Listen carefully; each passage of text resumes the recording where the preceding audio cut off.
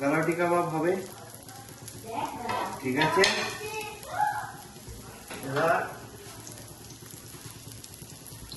শেপটা ইম্পর্টেন্ট নয়, বেসিক্যালি আমাকে একটু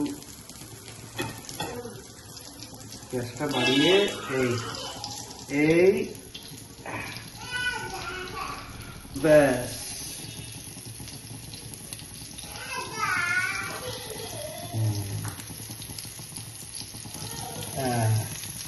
হলো, এবার মোটামুটি আমার মনে হয় দুটোই দিয়ে দিই, দাঁড়াও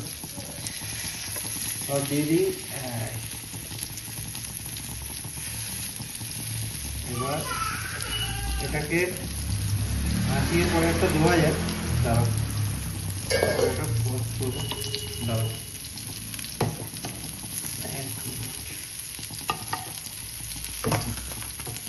এবার সিম্পলি চেপে দেবো মাছটাকে।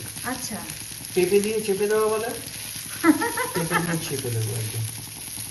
ঠিক আছে, এই পেঁপে তো দিতেই হয়েছে, পেঁপে না দিলে তো তোমার ব্যাপারটা, পেঁপে কেন দিয়েছো?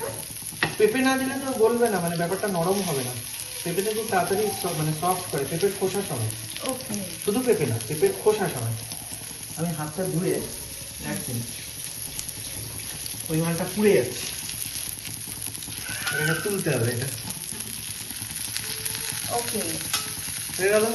আচ্ছা তুমি তো মাটনটাকে বাড়তে পেঁপে দিয়ে, তো এই ধরছে কি করে, মানে স্টিফনেসটা আসছে কি করে? বুঝলেন, মানে শেপে থাকছে কি করে? থাকবে হচ্ছে রোস্টেড বেসনটা দিয়েছি। ওকে, রোস্টেড বেসন, রোস্টেড বেসনে মেনলি তোমার বাইনটা করে গেছে।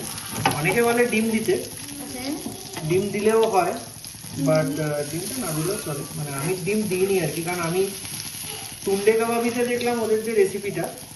আচ্ছা, টুন্ডে কাবাবি মানে আমরা যখন লখনৌ গেছিলাম, লখনৌতে যে টুন্ডে কাবাবির যে রেসিপিটা, ওকে, ওই রেসিপিটাই আমি ফলো করেছি। ওখানে কিন্তু আমি কোনো লখনৌর কোনো গালাটি কাবাবের রেসিপিতে আমি ডিম দিতে দেখিনি। এবার অনেকে বলে ডিম দিয়েও বাইন্ড করা যায়, তবে এটার মেন ক্যাচটা হচ্ছে তোমার মাটনটা ভালো করে মিক্স করতে হবে। যে কিমাটা প্রচন্ড ফাইন একটা পেস্ট হওয়া উচিত। আচ্ছা, যাতে মুখে দিলে জল কম, হ্যাঁ, যাতে মুখে দিলে মেল্ট করে যায়, মানে ওটা মিক্সিতে করতে হবে, হাতে করা পসিবল না। মানে অনেকে যারা রেস্টুরেন্টে তারা ওটা হাতেই করে মশলা, আমি জানি না, ওদের হয়তো অন্য মেশিনারি থাকে, ওদের ওদের ওদের মিট, ওদের ফুড প্রসেসর থাকে, ওদের ওই যে কিমা যেটা বানায়, ওদের ওই পুরো মিক্স করার একটা প্রসেস ইকুইপমেন্ট থাকে ওদের, ওটা দিয়ে ওরা করে। ওটা একদম ফাইন পেস্ট, গন্ধটা দারুণ বেরিয়েছে, গন্ধটা বেরোবেই। তার কারণ হচ্ছে এর মধ্যে ঘি পড়েছে, এর মধ্যে ওই কাঠকয়লা পড়েছে, তারপরে এর মধ্যে বিরিয়ানি মশলা পড়েছে। শানটা আমি প্রেফার করি।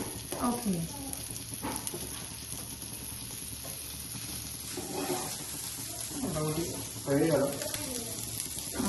পরোটা দিয়ে খাবো এবার। বন্ধ করো।